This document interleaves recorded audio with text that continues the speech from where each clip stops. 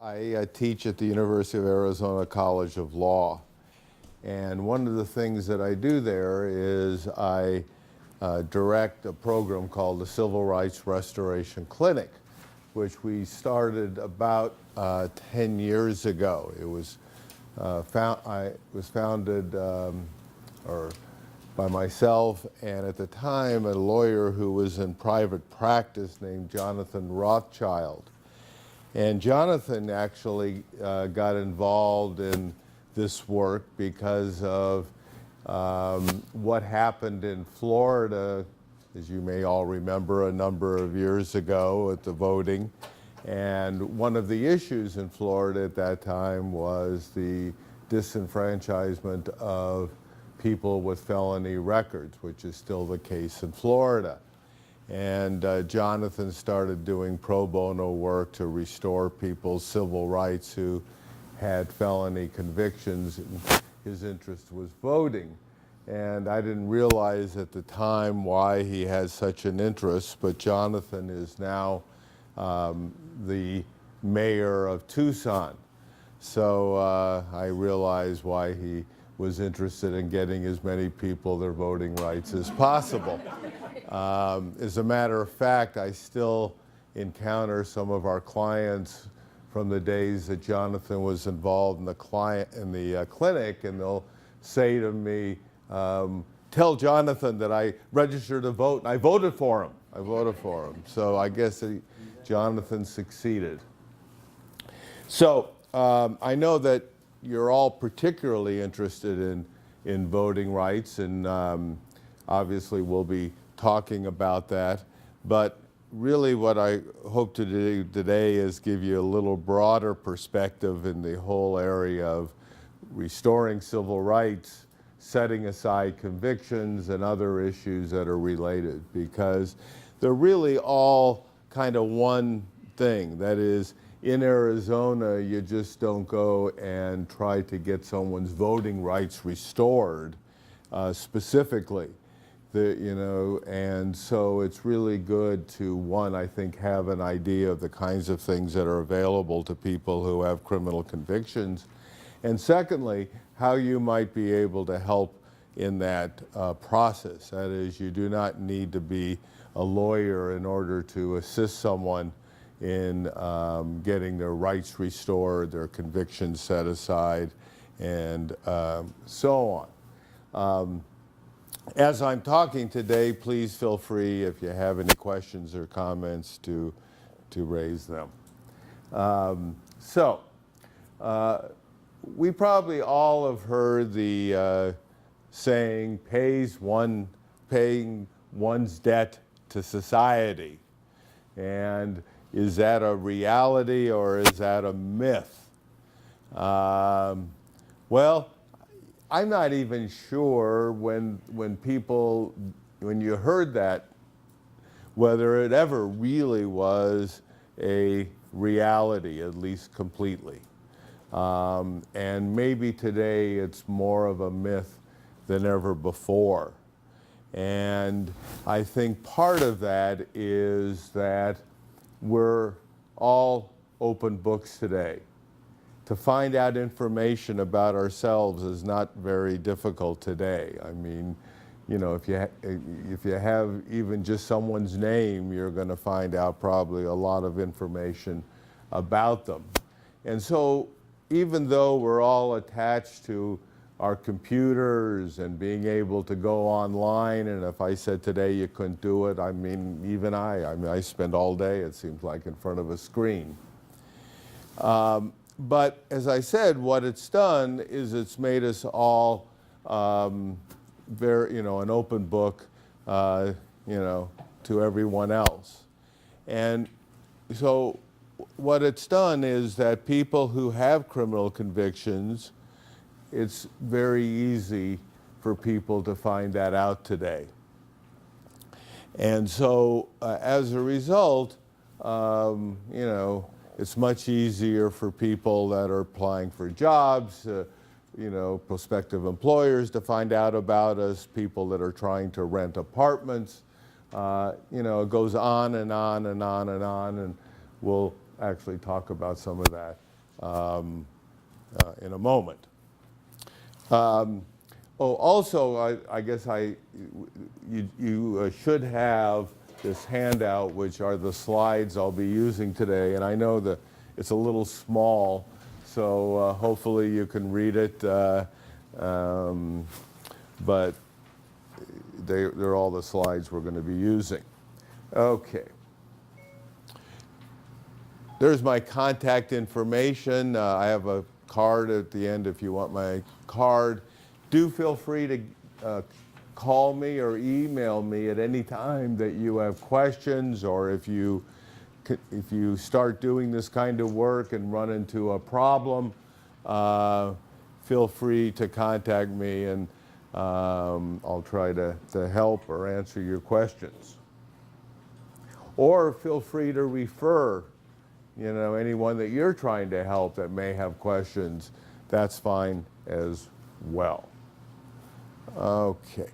First, let's just start with some national statistics, or some statistics, just to give you a sense of kind of what we're dealing with. And probably for our purposes, the most significant one is that 700,000 persons are released from U.S. prisons every year. We're a prison society.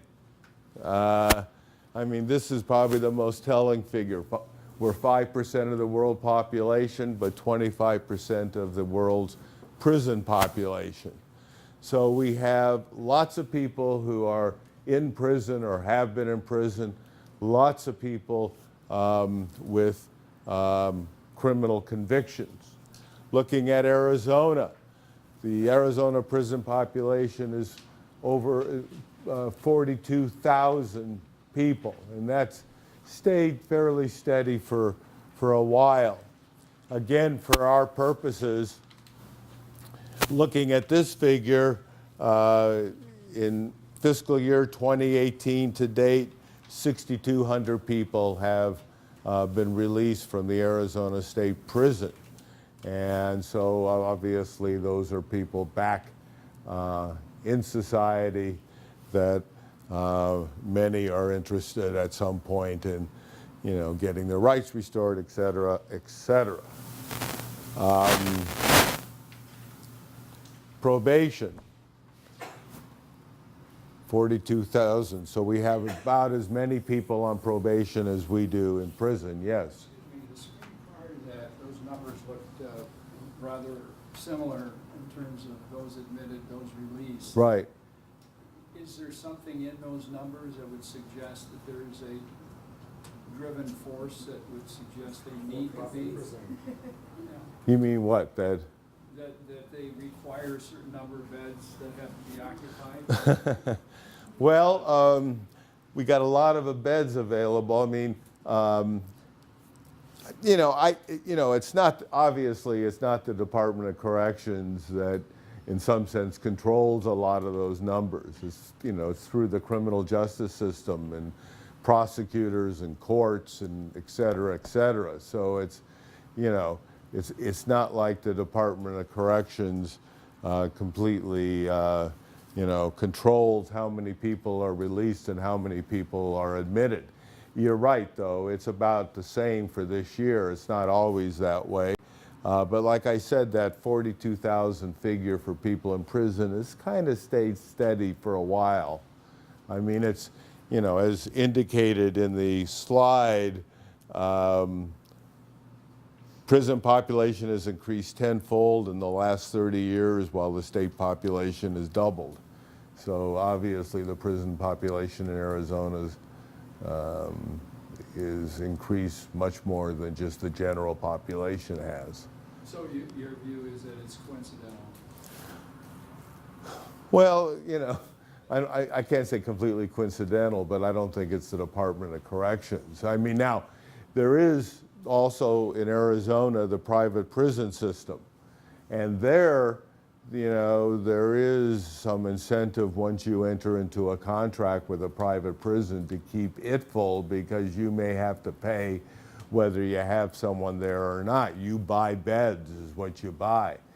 So when the state of Arizona contracts with a private prison system, you know, what they're basically doing is, you know, buying beds, and whether those beds have someone in them or not, they're paying for them. And, you know, so there we have a financial interest, at least once we enter into a contract with a private prison, to keep it, you know, full, or, you know, to the capacity in which we've contracted. Did you have something? Oh, no, you said it talked about the contracts, like they have occupancy clauses in there, so regardless of whether someone is in there, they're still paying. Right. Good point. Yes. So political incentive, if you look at the numbers, a greater percentage is people of color. Yes. Well, you can look here. Who don't have the power to have a lawyer who can get them out easily. I mean, look at here. The prison population's about a little less than 40% Caucasian. That means 60% is people of color. Well, Arizona is not 60%. You know, so obviously it's, and you know, and this is true around the country, and that's why, for instance, in Florida, if you remember, when all of the voting during the Gore-Bush election, and all of the information came out how African Americans in Florida, because so many have criminal convictions, or that, you know, how it affected as far as the voting of African Americans, or the ability to vote. Okay, yeah. Question is what was shown on the screen. We have previously said that there's a paying your debt to society story that is used. There's also it got them off the streets. And over the last 30 years, if we're incarcerating at this rate, we'd have to see whether that also is a myth. Whether crime has gone down in the last 30 years because we've rounded up people and put these people in prison. And I don't think people feel safer than they did in 1980. You're probably right. No, I mean, that's probably the case. Okay. So if we look here, if we take the prison and jail population in Arizona, we're talking about 67,000 people. And if we talk about all of the people who are involved in the criminal justice system, prison, jail, probation, parole, we're talking about 142,000. And of course, that figure changes some, and so on. Okay, so that just gives you a sense of what we're dealing with in numbers and so on. Okay, and these figures don't count people who have federal convictions who are in Arizona, etc. Okay. So what do these occupations have in common?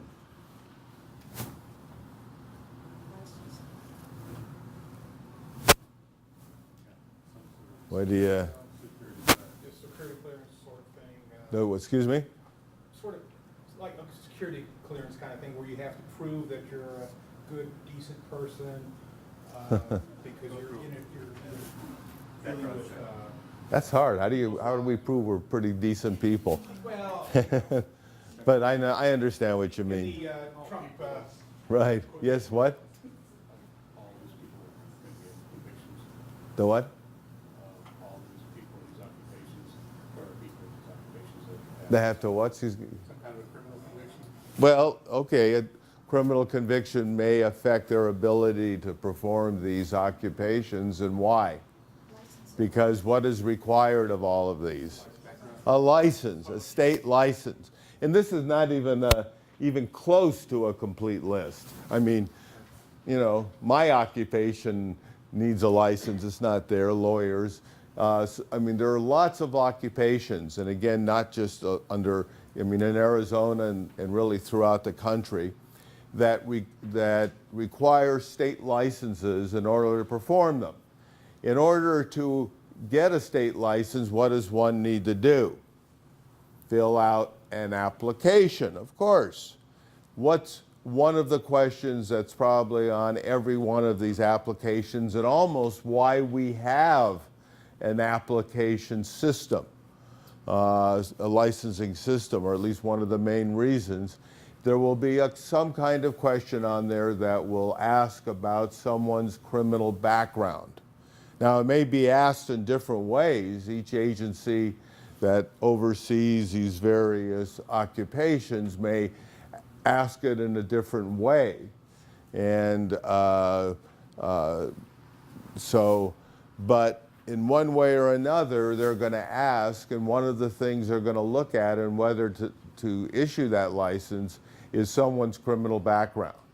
Now, there's usually a way to appeal a decision when they're denied a license, and even though they have a criminal background, it doesn't mean they're not going to get the license, but it's just another barrier that someone with a conviction has to overcome.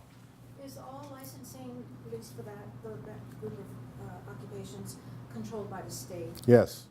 Yeah, they're all state licenses. And like I said, it's just a very partial list. A colleague at the law school a few years ago with a group of students went through all the Arizona state statutes and regulations to determine various things that are in state law or state regulations that deal with people with criminal convictions that they have to deal with. And it's amazing how many statutes and regulations they came up with. Not just dealing with occupations, but dealing with a lot of other issues as well. Is there a federal standard for guidelines on getting licensed, or is it a state-by-state basis? I'm not sure. I mean, I think most occupations come more under state law as far as licensing someone to do it than under federal law, and not, but there could be. I'm just not sure if there are. I think it's mainly under state law. Okay. And I'm sorry, I know this is probably a little hard to read in your handout, but as far as consequences from criminal convictions, what we talk about are what are called direct consequences or collateral consequences. Now, direct consequences are, one way of looking at them is kind of the consequences that are meted out by the court at the time that someone is sentenced. And most people who go through the criminal justice system will have some idea about this. Lawyers are pretty good about talking about that with their clients, at least some of these things. You know, so they're going to have some sense. I mean, they're going to know, well, you know, I may go to prison, I may get a jail sentence, I may be put on probation, I may have to pay something to the court, you know, so they have some inkling. They may not have complete understanding of all of this, but they have some inkling about it. And as I said, lawyers will talk with their clients about it. We will come back and talk about fines, fees, and restitution because it's a major issue in this whole area of restoring people's rights and so on. There also are what are called collateral consequences. And these are just as much a concern many times as these direct consequences. And these, a lot of people going through the criminal justice system may not really have a good understanding of, because lawyers or even the courts don't talk to their, you know, to a defendant about these usually. And so, you know, they don't really have a good understanding till they're actually kind of faced with it. Now, you know, a couple of these they may understand, and the two primary ones that people are concerned about, of course, are jobs, because of having problems because of a criminal conviction, or housing, or particularly rental housing. So, But there are others. Loss of civil rights, which of course we'll talk about. Immigration consequences is a major one now. Now that actually is the one collateral consequences that the U.S. Supreme Court says that if a lawyer does not either talk to their client who may have immigration consequences of a criminal conviction, or find someone who does understand it who can talk to the client, then that lawyer could be considered ineffective. So now, criminal defense lawyers, should be talking to their clients about immigration consequences. Courts now will mention it to them. So this is the one that is discussed. But there's, sex offender registration, licensing requirements we just talked about, driver's license. That's a huge one. This occurs where someone has traffic offenses, DUIs, speeding, all the various traffic offenses, owes money, maybe hasn't been able to pay on it. They find out that their driver's license is suspended. This has become a major issue, not just here, but everywhere. New York Times very recently had a big story about people losing their driver's license and how it affects particularly low-income people in getting jobs. Think about it in Arizona. It's not that there aren't people without a driver's license, but it's tough if you can't drive a car. I know at least in Tucson, courts are trying to come to grips with this and setting up programs where if people make a down payment and enter into a payment plan, they will reinstate their driver's license. So there are things happening because people are realizing the impact. Public benefits can be denied people for Pell Grants, particularly people with drug offenses can be denied certain public benefits. And of course, we're talking about a population that may need public benefits at least for a while until they, can get the job, get themselves back, on track and so on. Of course, jobs is something that we all understand, and as I said, rental housing. Because now, I don't know, in the last few years, most apartment complexes, at least the larger ones, what do they have? Applications. What's one of the questions going to be asked on an application? Someone's criminal background.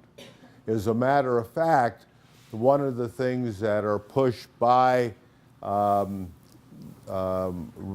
rental housing associations and police departments is what's called a crime-free addendum to a lease. And a crime-free addendum could, if someone has a criminal record, they will not rent to them, or if someone gets into some kind of criminal problems while they're renting, they will, ask them to leave, evict them. For instance, there's many instances where someone is a victim of domestic violence but got charged because police come out, the one says one thing, one says another thing, they were both whatever, so the police don't want to sort it out, they charge them both. Okay, so one is really probably more of the victim than the perpetrator. But that person can get charged as well. I get calls, or I have got calls from people, particularly women, but not necessarily, who have a spouse who's in prison, who is now, was being released. The person was renting an apartment, went to the landlord and said, my husband or my wife is getting out of prison and is going to come live with me, and what do they find happens? They get evicted. So it's a, you know, it's a real issue. And so, and again, you know, those collateral consequences, the list is even longer than what's up there. Can I ask you a question? Sure. Has there ever been an attempt federally to address the collateral consequences as part of the system when someone's, you know, it seems to me we're putting a whole lot of emphasis on addressing the direct consequences. Everybody's pretty well educated. The person being, you know, arrested obviously is pretty well educated, but when it comes to the collateral consequences, it seems to me we're not putting any effort into obviously reintegrating people back into society. That's got to be costing us a ton of money. Right. As well as the social issues. And again, my question is, has there ever been an attempt nationally? Well, you know, you're all here and you have some interest in it, and the ACLU's involved. There is what's called the Collateral Consequences Resource Center, or project, I can't remember now. They have a website. They have a lot of information about collateral consequences. So, I mean, excuse me? No legislation or anything? Oh yeah, I mean, oh yeah, there are states that are trying to, you know, there are states that are trying to do things about this. For instance, concerning jobs, it doesn't guarantee a job, but there's this whole movement called Ban the Box, where taking off of a job application any questions about someone's criminal background. And the theory is that at least it levels the playing field some, where that person will at least be considered, you know, and maybe given an interview.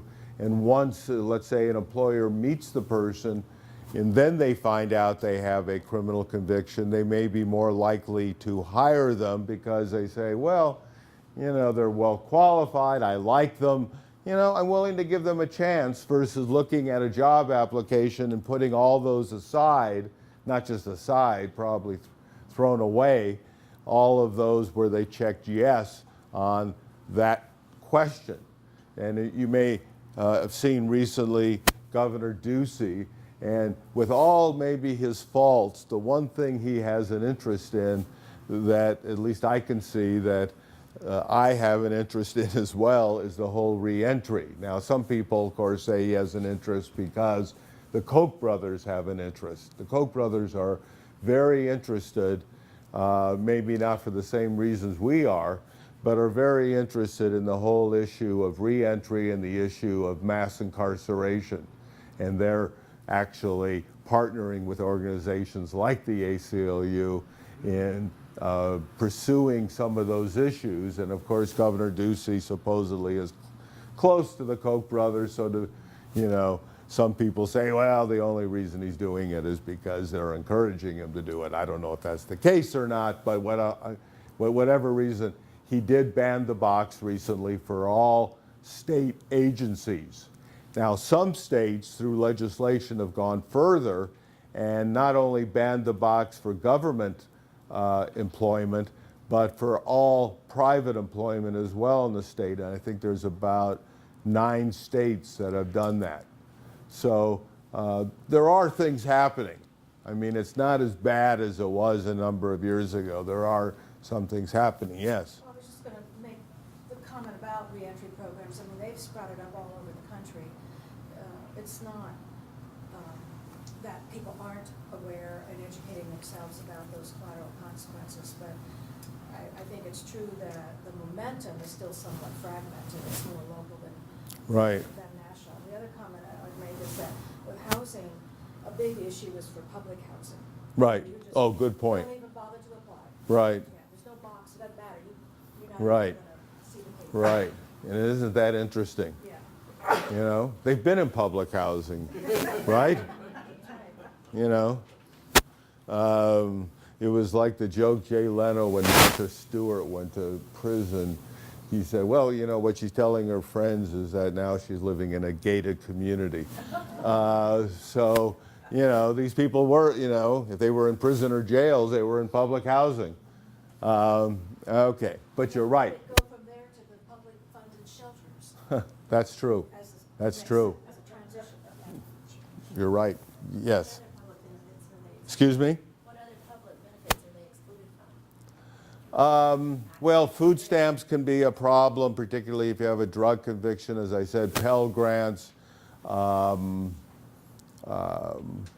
I'm not sure. I don't think it affects necessarily some of the disability-based ones like SSI, because so I don't think those are affected by someone with a criminal conviction. I think a lot of people with criminal convictions are probably getting, I know a lot of our clients get SSI because they have a disability. So that one I don't think is affected. And again, some of the benefits are controlled by state laws, so you know, each state may be a little different about how they deal with it. So, Things like that. but, so, okay. So, let's start with civil rights. In Arizona, and again, remember each state is a little different, but we're you know, going to be talking here today about what the situation is here in Arizona. A person who is convicted of a felony loses their civil rights, but not if they're convicted of a misdemeanor. So even if someone has multiple misdemeanor convictions, they don't lose any of their civil rights because of those convictions. But one felony conviction will result in the loss of civil rights. And these are the civil rights one loses. And, you know, the ones that I would say people who talk to me who are most concerned is about voting rights, and particularly during presidential election years, that's when everyone seems to perk up, but maybe, you know, maybe even now in years where we don't have a presidential election, and possessing a gun. These other two are not as much of a concern. I mean, once in a while we'll have clients say, I want to serve on a jury. I've never had any that said I'm about ready to run for public office, but now, you know, the more and more politicians or people who are interested in getting felony convictions may have an interest. Down to more and more, right? What? No pun intended, more and more. Right. Do you know if somebody is convicted, like in Arizona, and then they move to a state that doesn't have these kinds of laws, are they registered to vote in that new state, or do they track it back and, oh, you lost them in Arizona? You can't? It depends on the law of that state, you know, and what the situation is in that state. Because when we're talking about civil rights, they're generally controlled by state law. That is, for instance, to vote, even though you can register federally, but generally we all register within the state we live in, which gives us the right to vote in federal elections, state elections, and local elections. And so voting rules are generally made by states, you know, and not the federal government. So it really depends on the law of the state. Usually what will be required is wherever that person was convicted, they need to comply with the laws of that state in order to get their civil rights restored. Now, you know, there might be some exceptions about that around the country, but generally, I mean, that's the situation, for instance, in Arizona, and I think in most states. Okay, so those are the rights, felony convictions that are lost.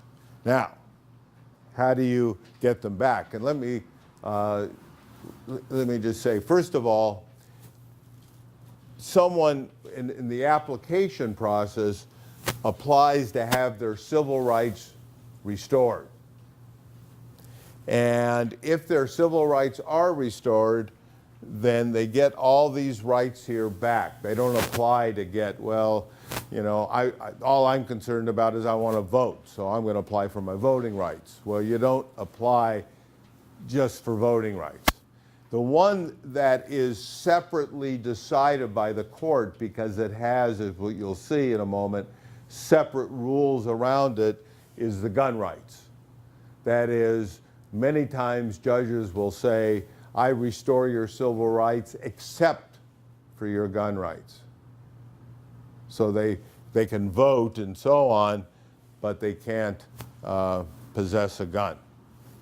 Okay. Possessing a gun is a federal, well, buying a gun is a federal process. Well, it can, yeah, I'll mention that in a moment. Yes, it could be. Okay. Okay. Now the restoration process. And let me just say, you know, again, this is all state law controlled. It's not under federal law. Each state has its own particular rules. As a matter of fact, if you go on to this Collateral Consequences website, they have a report of the 50 states and the federal government. So if you want to know kind of what the situation is in another state, you can look there, or you can download that report. And, you know, if you're helping people and they say, well, I have a conviction from New Mexico. Well, what's provided in New Mexico? Or, you know, I have a conviction from Florida. Can I vote? No, you can't get your voting rights back in Florida. That kind of thing. Is there a depository that would allow one to say, here's a model state in terms of language that would use both clear and affirming about this, rather than trying to create one oneself? Is there some source? You mean something that someone could? Boilerplate that says, here's something that can serve. Well, again, maybe on the Collateral Consequences website they might. I don't know if the ACLU has come out with anything, you know. It's a, you know, I'm sure there are things, you know, but like I said, it's so based on state law that, you know, even if there's one in California, it's not going to necessarily help someone who's here in Arizona. But it's a good idea. I happen to have the Arizona part of that. Oh, okay. And just for people, it's ccresourcecenter.org is the main website. Yeah, I think that's a different website, isn't it? Is that the Collateral Consequences? That's what the CC stands for. CC Resource Center. Yes, it is. Oh, is it? Yeah. Okay. This is Oh, just the right. Arizona piece. Okay, You can- good. Good, okay. Well, I'm going to give you an Arizona piece up here as well, so now you'll have it twice. Okay, so there is a restoration process in Arizona. And if someone has only one felony conviction, now, what does it mean? How do you determine that? If a person was, let's say, charged with, under, you know, one incident, two offenses, and they were found guilty or pled guilty to both of those offenses, for this purpose, that's two convictions, two felony convictions. Or if someone has a felony conviction from Pima County and one from Maricopa County, that's two. Or if someone has one from Maricopa County and one from New Mexico, that's two. Or a state felony conviction and a federal felony conviction, that's two, for these purposes. So we're talking about someone who has only one felony conviction. If they have only one felony conviction and they've completed their sentence, whether it was a prison sentence or probation, and they don't owe any fines or restitution. Now, there also are what are called fees. Everyone gets some kind of fee. I've never had a client in the 10 years that I've been doing this work hasn't had at least some fee assessed to them. Not everybody is assess fines or restitution. So you got to kind of look at what they were assessed, okay? But if they were assessed these, they have to pay them. If they meet this, one felony conviction, completed sentence, do not owe any fines or restitution, they automatically get their civil rights restored. That is the day they finish their sentence. They got their civil rights restored if they fit within this statute. Now, some people will say, well, what do I have that says that? Well, you don't have anything. It's not like you're issued something by the court or by the state. It's just the way it is. It's by statute. You don't have to apply. You just automatically get it, except for gun rights. And I'll talk about gun rights in a moment. But it doesn't apply to gun rights. Gun rights still, the person still has to go and get them restored by court. Now, the ACLU in Arizona a number of years ago challenged this automatic statute. Why do you think they challenged it? Because of this. And they said that, you know, it's automatic, but, you know, this is like, you know, and so it was challenged primarily on the fact of this statute that people, in order to come within it, have to pay their fines or restitution. Unfortunately, the suit lost, and it got up to the Ninth Circuit. It's called Harvey v. Brewer, and they weren't successful. There have been quite a few cases around the country challenging the loss of voting rights in various ways. And as far as I know, most of those have lost, even the ones that have reached the U.S. Supreme Court. I'm not sure, you know, it goes back, you know, many, of course, many years. I mean, why does someone lose their voting rights because they have a felony? You know, in some states it could even be a misdemeanor conviction. Happens in Arizona, it's a felony. You know, in some ways it doesn't make sense. And so some of those things are changing. Let me get here and I have in the probation, like a sex offender, as I understand it, is a lifetime probation. Is it? right, if you're on lifetime probation, you would never get your voting rights back because you have to complete your So sentence. somebody who did something stupid at age 19. Now, there are 2 states where you can vote while in prison, Maine and Vermont. But, you know, so no, if you're on lifetime probation and I mean, even if you're on lifetime probation, you could get released from it at some point. But if you don't, you're not voting, or you're not going to get your civil rights. Did you have something? Yeah, what mechanism does the state use to check like out-of-state convictions? Like if someone has an out-of-state felony conviction and they move here and they want you to register here, what mechanism determines that? Determines if you have one, or determines how does the state know you have one? That one. Well, they may or may not. You know, if you do a criminal background check, there are, in Arizona, well, if you do, okay, the federal government maintains a database of everyone who has a criminal conviction in this country. The NCIC system, so like when a cop stops somebody and wants to see if they have a criminal record, they, you know, they're in the police cars now, you know, they have computers, they go onto that system and it comes up. So that's probably the way that, yeah. Now, in Arizona, we have also the Department of Public Safety maintains a criminal record for all convictions in Arizona. So if a person has an Arizona conviction, they can find out, you know, through the Department of Public Safety. Excuse me? And those that register to vote then? The what? They would have to do a felony check to those that register to vote then? Well, I don't think they necessarily do that. I mean, I'm sure there are people who have registered to vote who are not eligible. You know, unless someone goes to the, who is it, the recorder? The County recorder. what? County recorder. You're right.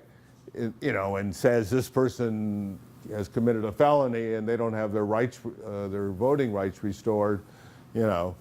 Otherwise, they don't check, as far as I know.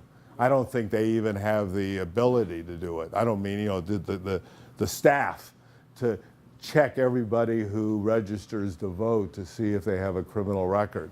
So I don't, as far as I know, they don't. Whether the city or county or state is motivated, there's political parties that would be motivated to access this information. Isn't this the same? Well, I mean, again, you know, finding out about someone's criminal background is obviously a lot easier today than it ever was because of what's on the information that's online. But at the same time, I could not contact, let's say, either the Department of Public Safety or the FBI and say, you know, give me your, criminal record. That's not accessible. Now, to law enforcement it is, to the government it is. If someone's applying probably for a security clearance, it's probably accessible. But if you go and, let's say, apply to McDonald's for a job, they may be able to find out through, you know, companies that do this kind of work about a criminal record, but they're not going to be able just to go into, contact the FBI and say, give me this person's criminal record. They're not going to do it. So in one way, it's, it's still not public, but in other ways, it's out there because court records are accessible many times online. And so companies will download this information on a daily basis.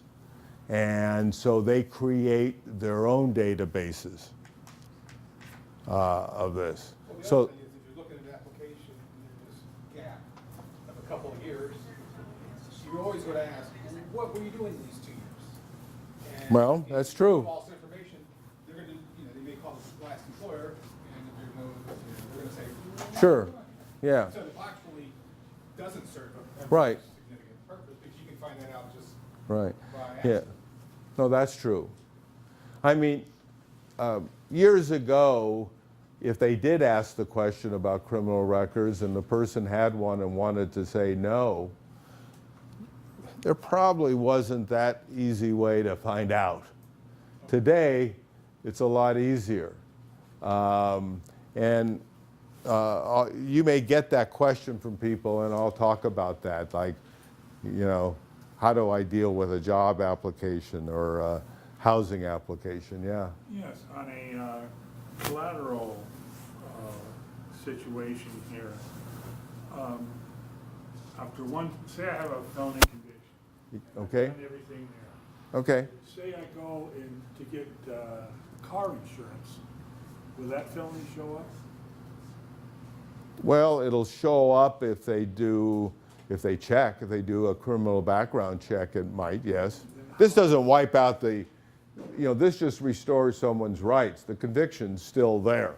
So you'd Oh, yeah. you'd still have to say you had it. Oh, yeah. This is just in Arizona, if you have a felony conviction, you lose your civil rights. This is the process, where someone who has only one felony conviction can get their rights restored. It has nothing to do with the conviction itself. It's still there. It's still a legal conviction. It doesn't wipe it out in any way. Now, I will talk about set-asides in a moment, Sandra. Yeah, just for the question about voting and how do they do the information as to how do you get your rights back to vote. So currently, that's one of the flaws in the county recorder system, to where they depend on your own affidavit, which means your own sworn testimony to check the box to say, I have a felony in my background, and I've completed the process to restore my vote. So right now, in the state, that's the only system that exists, both in paper and online. So for that question that was asked, Okay. earlier. Okay, so this is where someone has one felony conviction. Well, what happens if